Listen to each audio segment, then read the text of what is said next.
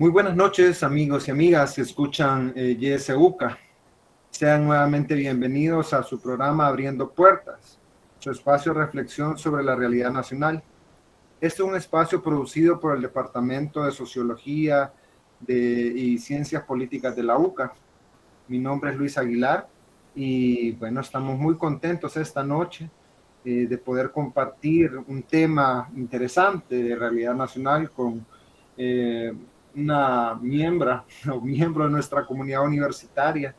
Esta noche vamos a hablar de la importancia de la ciencia política en El Salvador, a partir de su experiencia, tanto como alumna y ahora docente de nuestra maestría.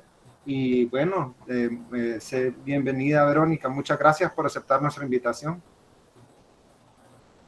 Hola, un saludo fraterno a todos. Muchísimas gracias, Luis, y gracias también al departamento por esta atenta invitación. Estoy muy contenta de estar aquí.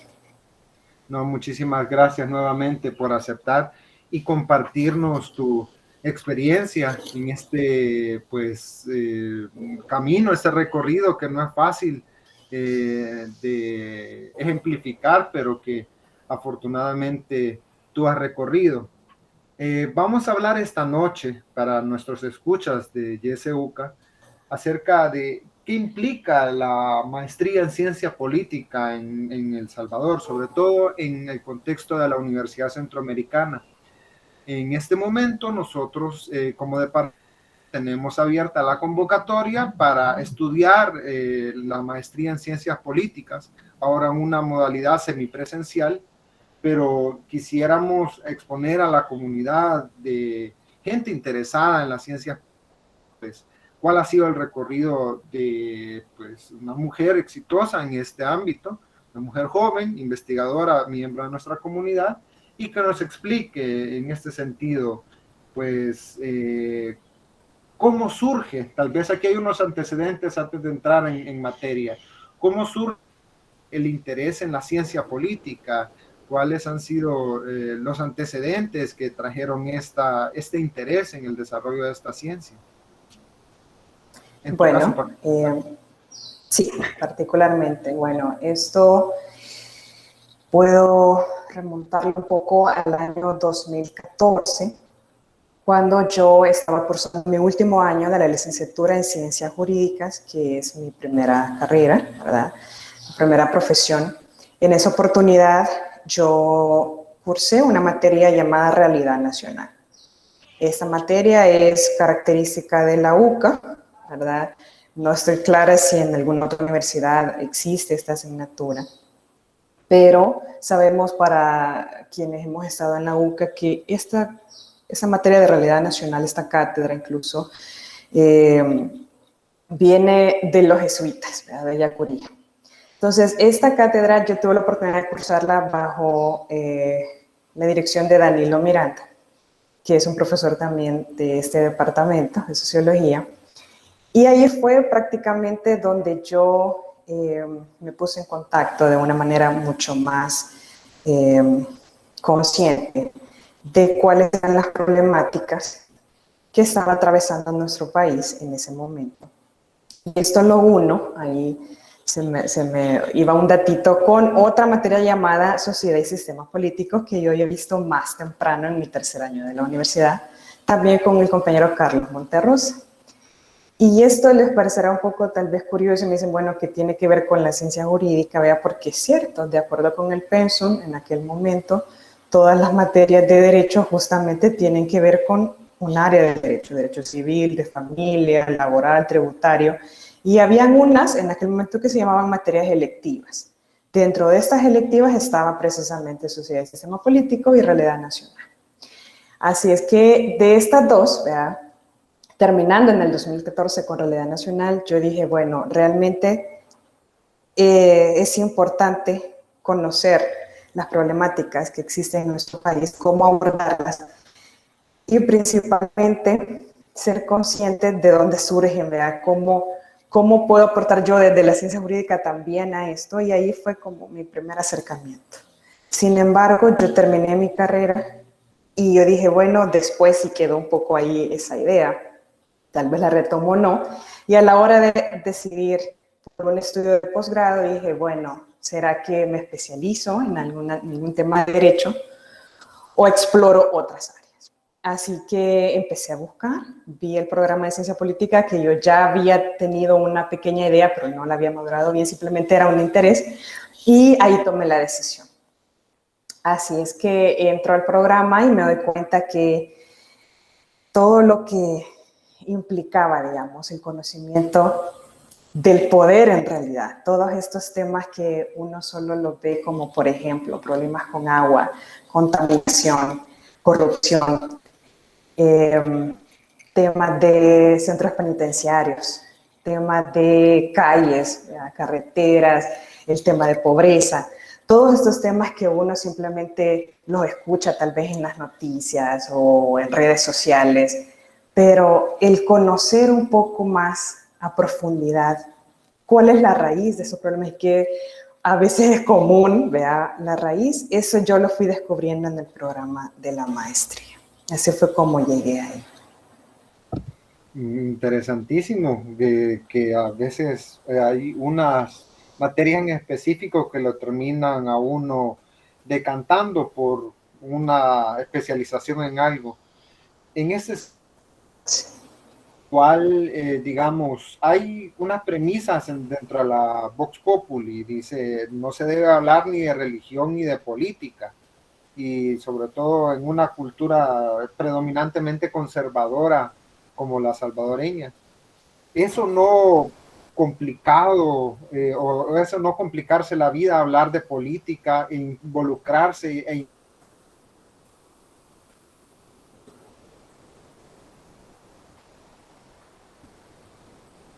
es decir, son no un problema hablar de eso y si es o no necesario. En mi caso, más que un problema, yo considero que lo que pasaba, o no sé si todavía, pero lo que pasaba en ese momento era más bien que las personas no conocían exactamente de qué trataba esto de ciencia política. Y con las personas me refiero con mi círculo, ¿verdad? Con mi metro cuadrado. Mis amistades, cuando yo les comentaba que estaba estudiando ciencia política, pues con solo el hecho de la palabra política decían, ah, bueno, es que quieres ser diputada, por decir algo. Quieres tener un cargo público. Eso era lo que inmediatamente asociaban. Y valga también el tema de unir lo que mencionaba, el tema de corrupción, por ejemplo, y de cuál es la imagen que tiene pues, el servidor público, el funcionario público, pues estos eran los comentarios, ¿verdad? Sí había un poco de renuencia, debo confesarlo, de mis amistades cuando tenían esa idea de que yo quería ser diputada, por ejemplo, y entonces tiene ya esta connotación negativa al tema de política tal cual, pero sí creo yo que es más por un desconocimiento. Yo me tomaba un poco el tiempo de explicarles exactamente en qué consistía lo que yo estaba estudiando y de qué se trataba y hacia dónde me estaba encaminando, pero sí hubo ese primer choque, digamos, pero considero más por un desconocimiento que por el hecho de que en realidad no le guste a la gente, ¿verdad? Hablar sobre eso, porque ahora que estoy graduada y que ya pasó un tiempo, me doy cuenta que no, al contrario, a la gente le gusta hablar mucho de estas cosas, de temas polémicos. Sí. Sí, en este sentido, para, digamos, este es un programa de divulgación que trata de hacer una función de proyección social. Si nosotros tuviéramos que establecer o simplificar a la gente, no es esto, digamos, retomando ese ejemplo, no es necesariamente para convertirse en diputado o diputada, no necesariamente, porque sí hay casos, incluso Claro. la diputada de Vamos fue fue estudiante de este programa de maestría en ciencias políticas. Pero ¿cómo podríamos distinguir o qué elementos consideras que son esenciales para conceptualizar o dar a entender la ciencia política? ¿Qué sería a partir del estudio que has llevado para ti la ciencia política? Bueno, creo que una premisa fundamental es partir de que la política implica poder. Y ese poder hay que, digamos, como ciencia política se estudia, ¿ya? Para mí yo lo veo así, el estudio del poder, de las relaciones de poder. La ciencia política es la que permite identificar no solamente quiénes toman las decisiones, sino cómo, por qué, cuál es la motivación principal, dónde y de qué manera se hace. Yo, cuando comentaba esto de mis amistades, justamente intentaba y me iba por la línea de, bueno, veamos que el poder tú lo puedes estudiar como un actor, una persona que tiene poder tomar una decisión, también lo puedes ver como esa decisión justamente que es un resultado, y también como una estructura o una institución, en donde podríamos decir es el aparato o el vehículo para hacer cumplir o ejecutar esta decisión que se toma. Entonces la ciencia política es justamente el área, digamos, o la ciencia, que nos va a permitir ese estudio de una forma ordenada, de una forma sistemática, de estas relaciones de poder. Perfecto.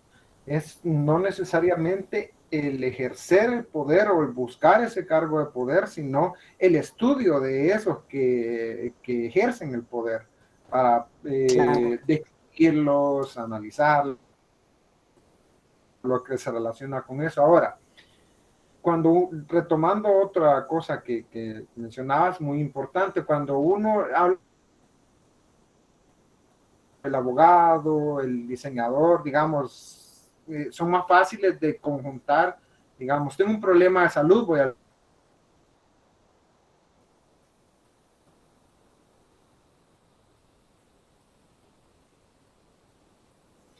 ¿Qué para concretar qué es lo que se trata?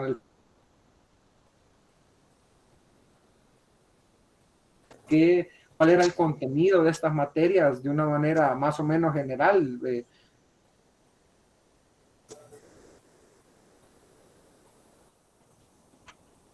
Bien. Digamos que algo que me ayudaba un poco que me ayudó a mí en primer lugar a comprender y luego a las personas con las que conversaba y que les comentaba, es aquella frase de que uno no se convierta o la idea no es ser juez y parte. Entonces, con la idea de que no necesariamente la ciencia política uno va para un cargo público, por ejemplo, porque eso ejemplificando, digamos, la idea es, voy a estudiar como politólogo en este caso a un diputado, por ejemplo. Entonces, tratando como de hacer esa caracterización de lo que hace el politólogo, la persona que estudia ciencia política, es estudiar a los políticos, digamos. Eso por un lado. Por otro lado, con respecto a las temáticas y a las materias, algo importante y fundamental para mí es que la ciencia política representa la base de todas las demás áreas de estudio. Así, por ejemplo, en el derecho, y yo pongo obviamente este ejemplo porque es a lo que yo me dedico, ¿verdad? Pero puede aplicarse para otras profesiones también, pero en el derecho, ok. Yo como abogada estoy facultada o me he preparado, me he entrenado, me entrené durante 5 años, digamos, para poder interpretar y aplicar leyes. Ok, pero no para cuestionarme quién la creó, por qué colocaron estas palabras en un artículo y no otras, por qué regularon esto y no lo otro, quiénes votaron a favor o en contra de esta ley que yo eventualmente estoy aplicando o estoy interpretando.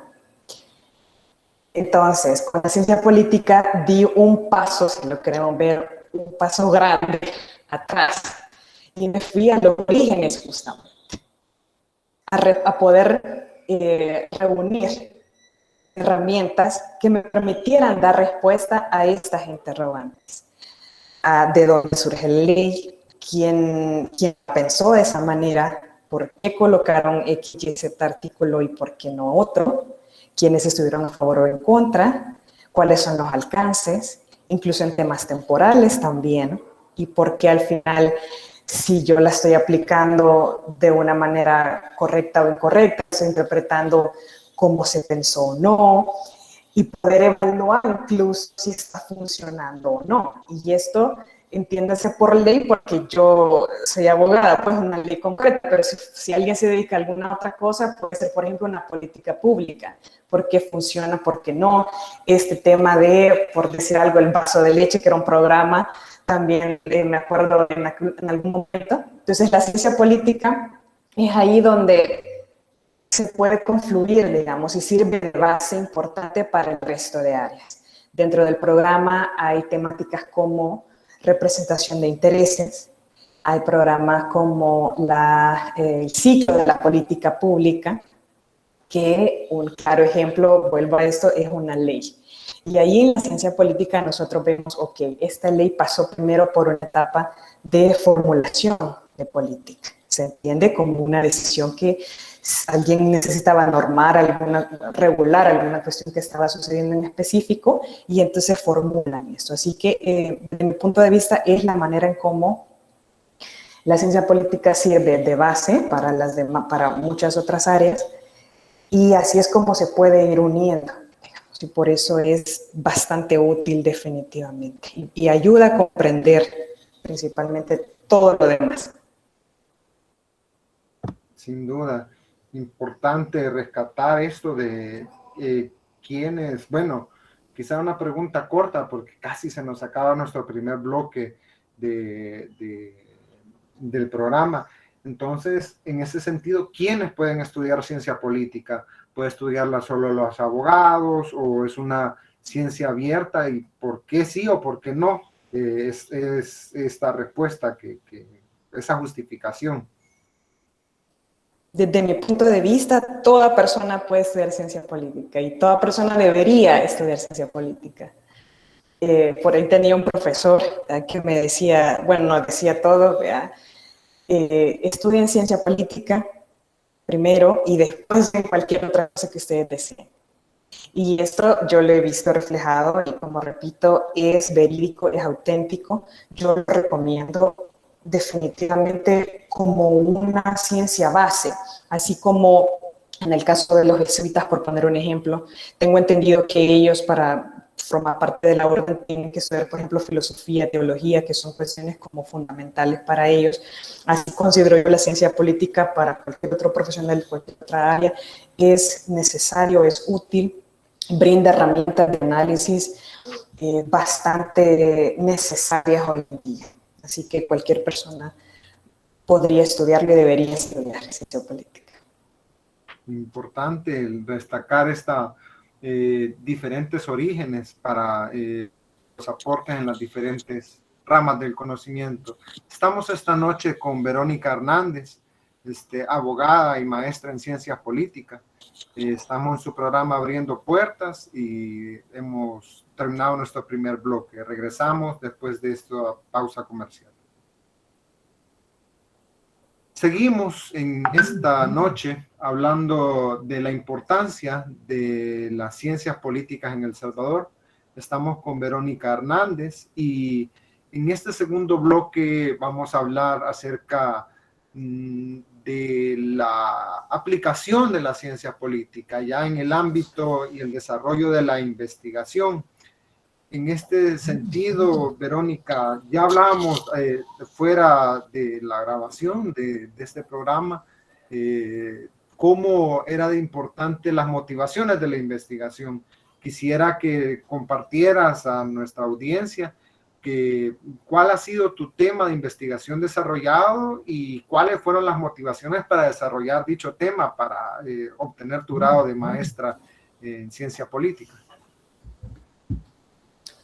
Gracias, Luis. Bueno, quisiera quizás comenzar un poquito hablando sobre el tema de la investigación en general. Sabemos que en El Salvador hay muy poca investigación, hay muy poca motivación, o sea, de entrada, ¿ya? Para el tema científico. Hay muchas personas pueden preguntarse, bueno, realmente, ¿para qué voy a estudiar? ¿Para qué voy a investigar? ¿Para qué voy a hacer una tesis? Mucha gente le huye mucho a esto. Desde mi punto de vista, porque hay desconocimiento, de nuevo. Así que cuando uno estudia ciencia política, no es la excepción de que no va a hacer investigación, ¿verdad? Porque prácticamente eso es uno de los objetivos, el generar conocimiento. Y cualquier profesional, cualquier persona que esté en este momento estudiando una carrera universitaria, cualquiera, tiene, creo yo, ese deber, ¿verdad? Debería tomarse esa potestad, tener muy claro el deber de generar, de compartir conocimiento en el área de que se trate. Entonces, en la ciencia política yo me interesé por indagar acerca de ese ejercicio de poder que hablábamos al principio, desde los actores, y más particularmente desde los movimientos sociales, que son actores políticos. De esos movimientos sociales, de forma más específica, yo me interesé por el movimiento insurgente que surgió en El Salvador allá por 1980. Yo me hice la pregunta, bueno, bajo un contexto de enormes riesgos en aquel momento, donde habían desapariciones forzadas, ejecuciones extrajudiciales, una violencia bastante fuerte, ¿qué motivó a estas personas a tomar parte del movimiento insurgente en ese momento? Y también, ¿qué pasó con la gente que decidió no incorporarse o que se incorporó a movimientos contrainsurgentes? Así es como yo inicié mi investigación, la cual titulé justamente La participación en el movimiento insurgente de El Salvador, tomando como base que, pues, aproximadamente, de acuerdo con las Naciones Unidas, el 85% de las muertes que ocurrieron en el conflicto armado se les atribuye como responsabilidad directa a los agentes del Estado. Así que el objetivo con esta investigación general era determinar las motivaciones que explicaron el comportamiento, y me fui justamente a dos cantones en particular, uno llamado Santa Marta y otro San Pedro, ubicados los dos en el municipio de Victoria, departamento de Cabañas. Quise yo indagar, como repito, cuáles fueron sus motivaciones. Más de forma específica, quise identificar si existían algunas de las motivaciones que ya la teoría, que yo ya había estudiado, ¿verdad?, en los 2 años de maestría, si toda esa teoría, y más la que yo eventualmente fui investigando, si las razones que esta teoría me ofrecía también eran comprobables o eran observables en estos lugares que yo había escogido. De forma particular, para el tema de participación en un movimiento como este, la teoría me decía que a grandes rasgos las personas iban a tomar parte si pasaban las 4 cosas que yo voy a mencionar ahorita, o cualquiera de las 4. La primera de ellas era que existieran agravios, que la persona se sintiera agraviada. ¿Y esto qué es? ¿A qué suena el agravio? Bueno, particularmente decía que las personas iban a tomar parte de la guerra cuando se encontraran económicamente desfavorecidos o se sintieran marginados de la toma de decisiones, alejados de los procesos políticos dominantes, pero también lo iban a hacer aquellas personas que, por el contrario, tuvieran una posición económica relativamente mayor o que estuvieran activos, comprometidos en los procesos políticos, pero ellos lo iban a hacer más para defender el status quo. Entonces, esta era una primera. Una segunda decía, bueno, las personas van a participar en la medida en que tengan, que quieran recibir algún tipo de incentivo. Llámese dinero, tierra, protección, principalmente es así, se conoce como incentivos selectivos. En un tercer lugar, decía, bueno, la gente puede participar si tiene, por ejemplo, una red social y familiar sólida. Si ellos forman parte de una comunidad que tiene una fuerte estructura social o tienen vínculos familiares con otras personas que también estaban combatiendo, por ejemplo. Y un cuarto motivo que decía la literatura es, bueno, van a participar aquellos que tengan pues o más bien por razones o motivos morales o emocionales que se relacionan, por ejemplo, con la venganza o con el placer de agencia, que es un término que se ocupa mucho en la psicología, o también por atracción a las armas, etc.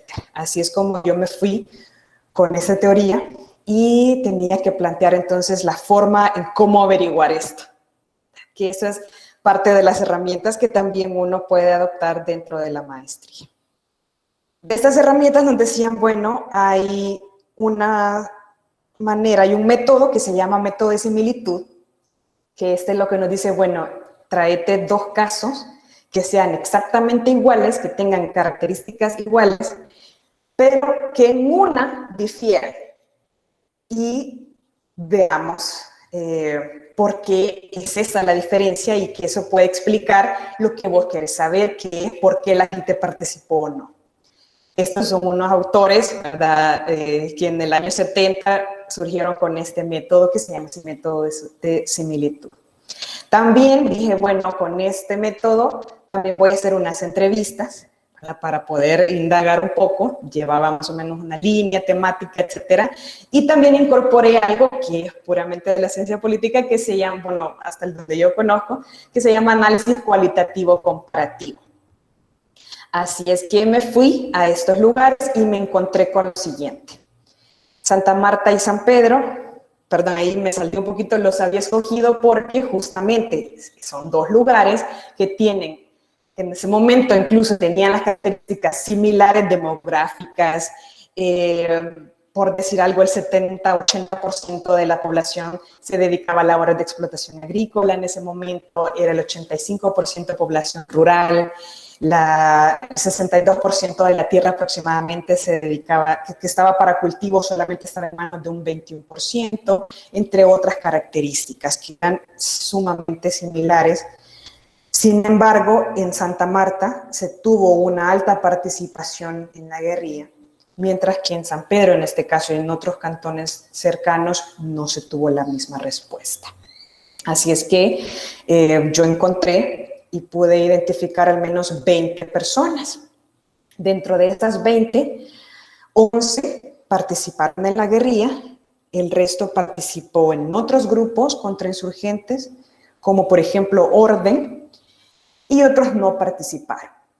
Curiosamente, solo pude encontrar a 7 mujeres, solo pude entrevistar a 7 mujeres, el resto hombres, y esto es importante y les menciono curiosamente porque también hubo, es decir, se sabe que las mujeres tuvieron un importante rol dentro de la guerrilla, pero en este caso solo encontré 7 porque tuve la dificultad que muchas de ellas me decían, mira, ahorita estoy ocupada, o no puedo, no quiero, o estaban en otras actividades propiamente del hogar, por ejemplo, y esto me pareció sumamente interesante, aunque el enfoque, pues, en mi caso digamos, no me interesa tanto por el tema de género, pero quisiera yo retomarlo aquí y resaltarlo.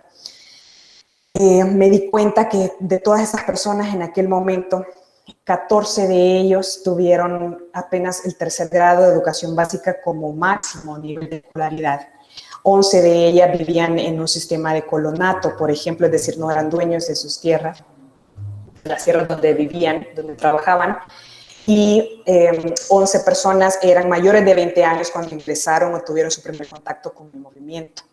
Así que a estas personas yo les pregunté justamente cuál fue su motivación. Evidentemente no fue una pregunta sumamente directa como les menciono ahorita, ¿verdad? Pero sí, eso era, como les decía en un inicio, mi objetivo, el preguntar por qué la gente se involucró y por qué no. Y no preguntar cualquier cosa, sino preguntar si esto que la teoría ya me había dicho era cierto o no para ellos en particular, uno por uno. Así, por ejemplo, para determinar si a una persona X, llamémosle José, sea don José, si para él el haber ingresado a la guerrilla tenía que ver con agravios, para poder indagar eso, yo le pregunté si él tenía, por ejemplo, en aquel momento acceso a servicios básicos, si él tenía acceso a la educación, si él tenía acceso a tierra, si donde vivía era propio, etc. Lo mismo para las siguientes explicaciones que la teoría me venía dando. Le preguntaba a las personas si les habían ofrecido dinero, empleo, tierra o protección para haber ingresado o no, si estaban buscando,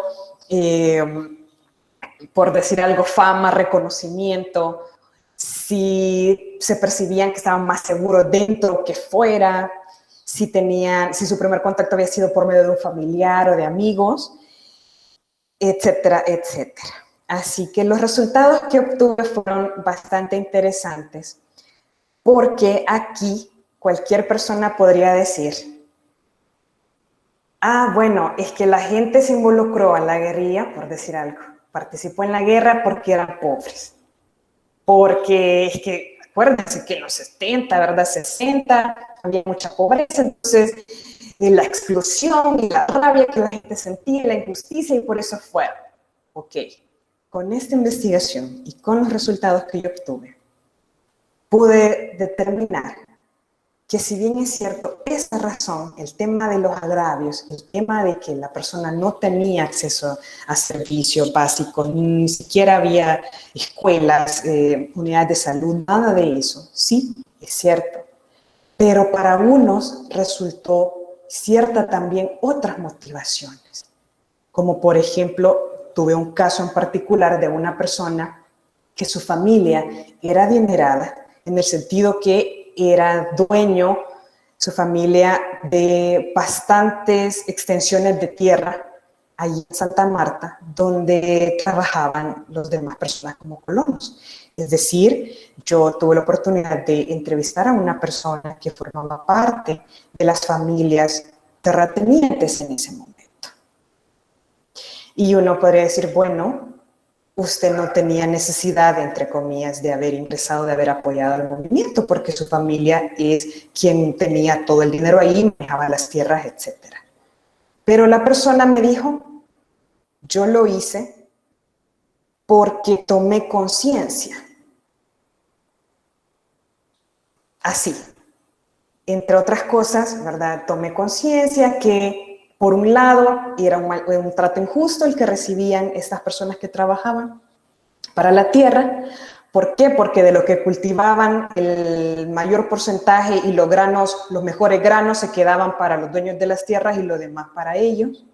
Yo escuché, me dijo, cuando un primo mío vino de la capital y empezó a hablar y a contar un poco de qué se trataba esta lucha y qué es lo que estaban queriendo hacer. Entonces, ahí uno puede ir viendo en el relato que no solamente que se supera esa tesis de que solo la gente pobre o solo los campesinos, solo porque no tenían nada, ingresan al movimiento. Entonces, la riqueza de esta investigación, desde mi punto de vista al final, tiene que ver con el hecho de que la explicación, la razón para decidir participar en la guerra, y específicamente en la guerrilla, fue una combinación de factores. Para unas personas se explicó de una mejor manera, o más bien la presencia de incentivos selectivos, por ejemplo, de redes familiares, explicaron en mejor medida y en mayor medida la decisión que tomó la persona de participar o no. El análisis que yo mencioné en un principio, cualitativo comparativo, que se hace mediante un programa diseñado al efecto, que utiliza un álgebra booleana y hace unos cálculos interesantes.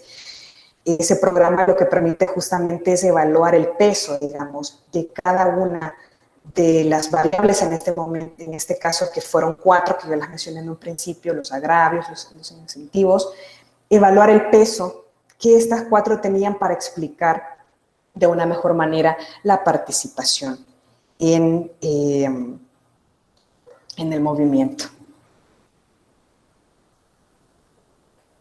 Perfecto, una explicación sucinta pero clara del objeto de estudio, del objetivo y de las motivaciones y cómo éstas se apegan o no a lo visto en la práctica en estos casos de Santa Marta y San Pedro.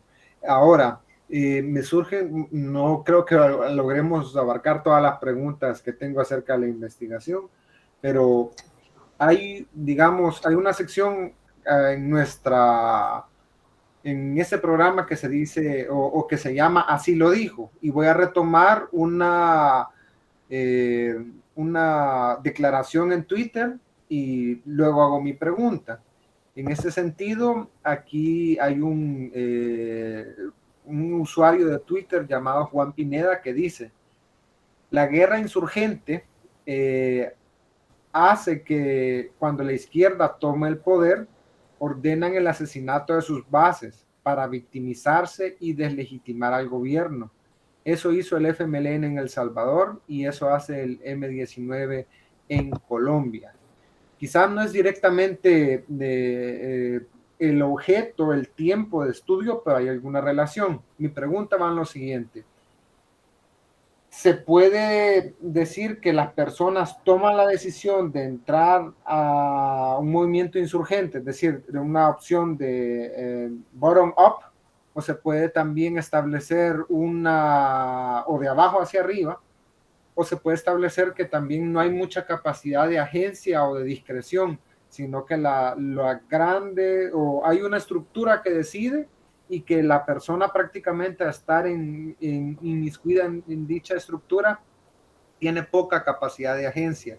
Es decir, podría entenderse en esa lógica, y si es malvada o no, digamos, eso es un poco más subjetivo, pero serían las dos preguntas que planteo. Sé que son difíciles y en la medida de lo posible, pues, si las puedes abordar, bienvenido sea.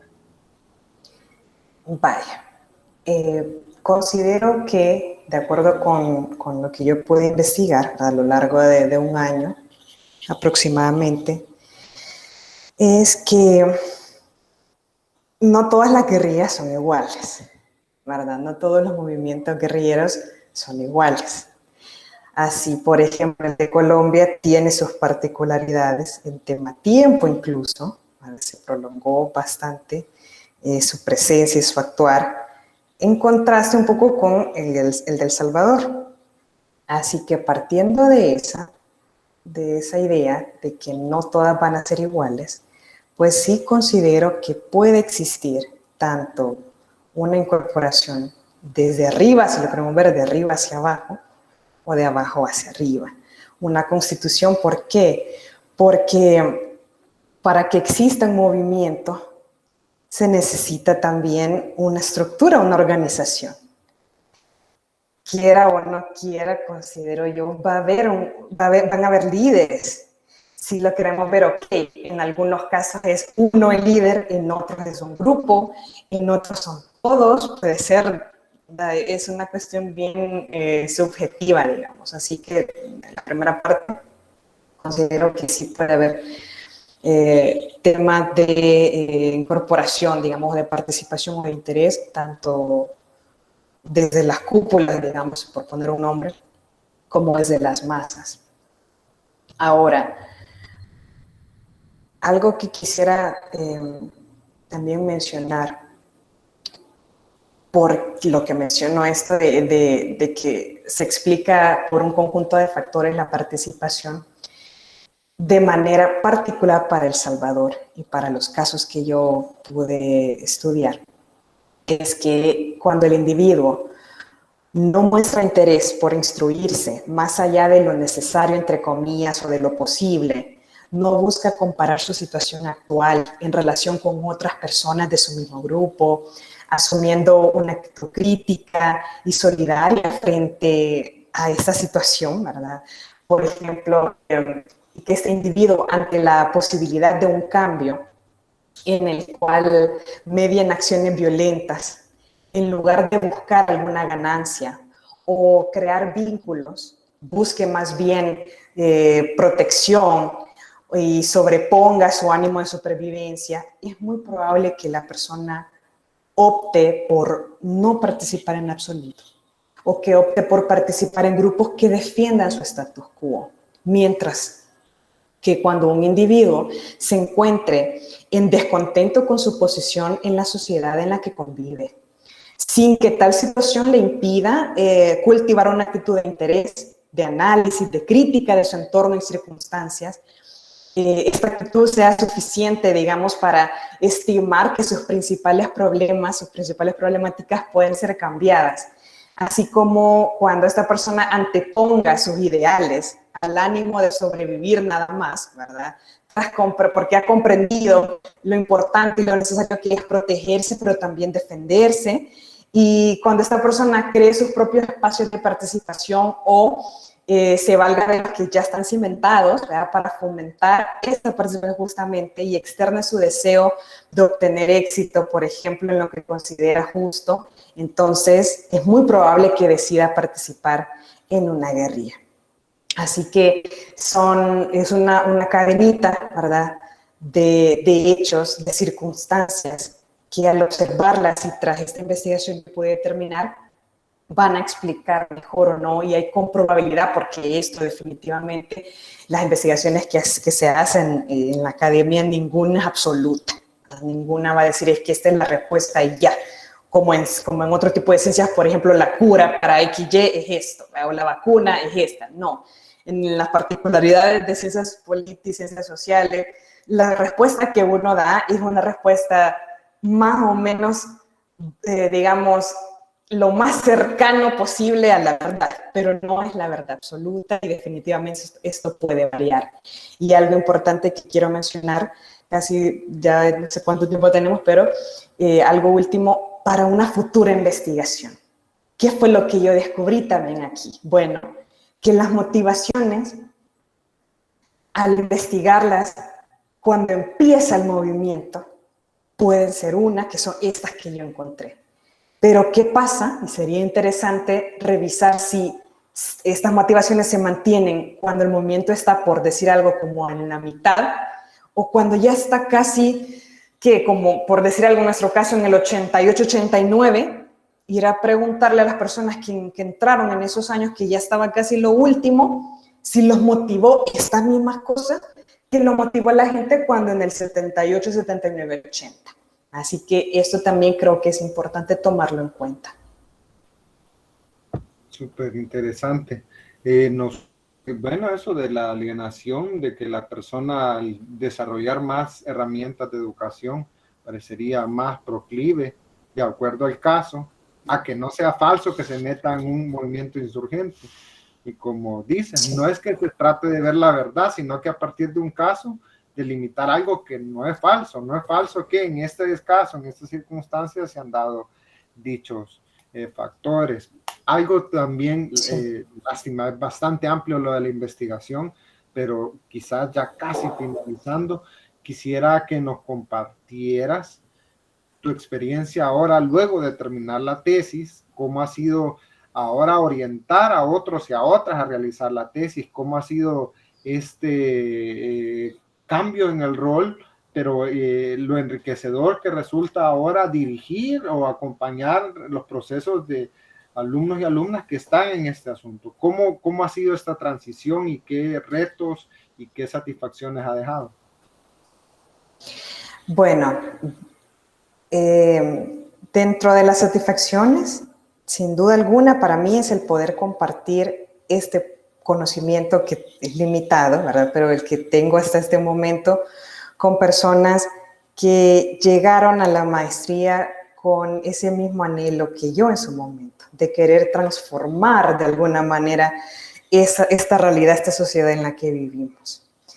Para mí es importante el poder identificar cuáles son los problemas que tienen estos otros estudiantes, digamos, para poder determinar, ok, son los mismos que tuve yo y yo los superé de esta manera, vengo y te doy estas herramientas, o son nuevas cosas las que estás enfrentando.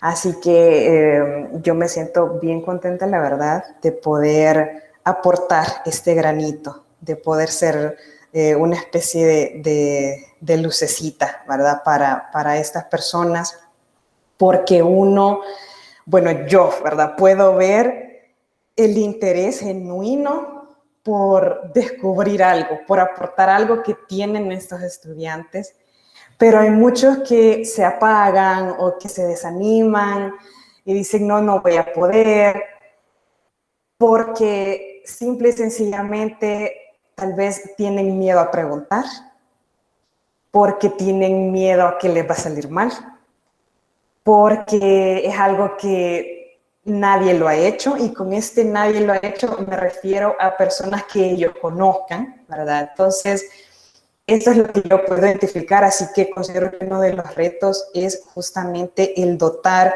de la importancia que merece la investigación científica en nuestro país. Es el poder transmitir para qué le sirve a uno, en palabras más sencillas, ¿para qué le sirve a uno hacer tesis? ¿Para qué sirve investigar? ¿Qué obtengo yo con esto?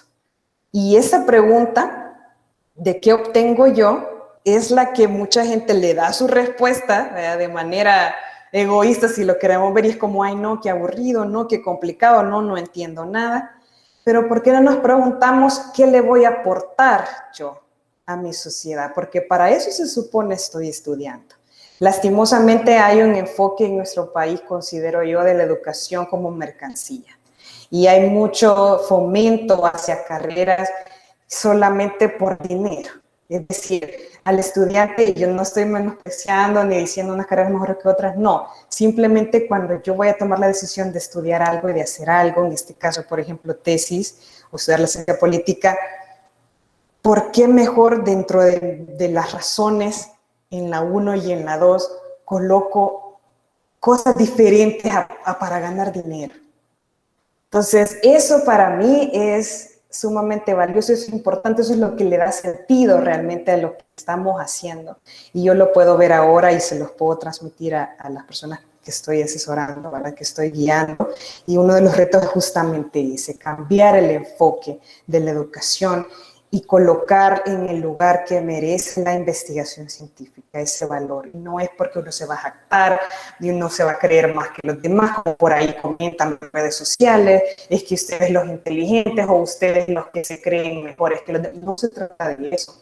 Se trata que no todo es para mí.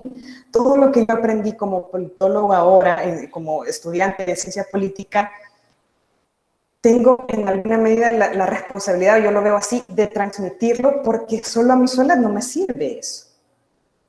¿Para qué?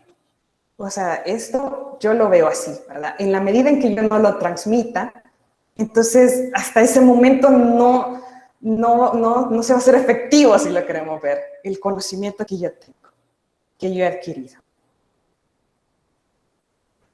Sin duda, la importancia de poder aportar a la sociedad y buscar desde diferentes ámbitos, ya sea cualquier profesión que se haya ejercido, y descubrir que se puede aportar a la ciencia política, que no solamente es una cuestión, como lo decíamos en el primer bloque, de abogados o de un grupo de gente extraña, sino de cualquier profesional que quiera aportar a su sociedad a partir de la investigación, cómo volverla pues significativa la sociedad donde vivimos. Muchas gracias, Verónica, por habernos acompañado. Realmente ha sido un gusto, y nosotros como Departamento de de Sociología y Ciencias Políticas, muy contentos de que nos compartas tu conocimiento. Esperamos que no sea la última vez que aceptes una invitación a participar, y bueno, un minuto ahí para las palabras de despedida. Bueno, muchísimas gracias a ustedes, gracias Luis por el espacio, por la oportunidad. Claro, espero también que no sea la única vez, y los invito a todos los que me están escuchando a que puedan interesarse, no solamente por la maestría en ciencia política, por la ciencia política en general, sino también cualquier otra área que ustedes se desempeñen, que se interesen por especializarse, lo hagan sabiendo que esto va a ser útil eventualmente, no solo a uno para enriquecerse, sino a la sociedad en la que vivimos, porque a la larga eso es lo importante, el poder transmitir el conocimiento, porque para eso se está estudiando, considero yo. Así que les hago una atenta invitación a que puedan revisar, ¿verdad?, entrar en internet y curiosear un ratito, así como uno va a veces en las redes sociales, pues también en internet encontramos mucha información importante aquí justamente en los programas de la UCA, ¿verdad?, para que podamos ir formando esa actitud crítica, ese pensamiento crítico que tanta falta le hace a nuestro país. Muchísimas gracias, Verónica, y muchísimas gracias a quienes nos escuchan en YSUCA o en nuestro portal de internet, que también subimos este programa. Recuerden, si usted quiere conocer más del programa de Maestría en Ciencia Política, puede llamar al 2210-6600 o escribir a msp@uca.edu.sb. Y con gusto le daremos información. Nuestro programa está abierto para quienes deseen participar. Pues a nombre del Departamento de Sociología y Ciencias Políticas se despide Luis Aguilar y que pasen muy buenas noches.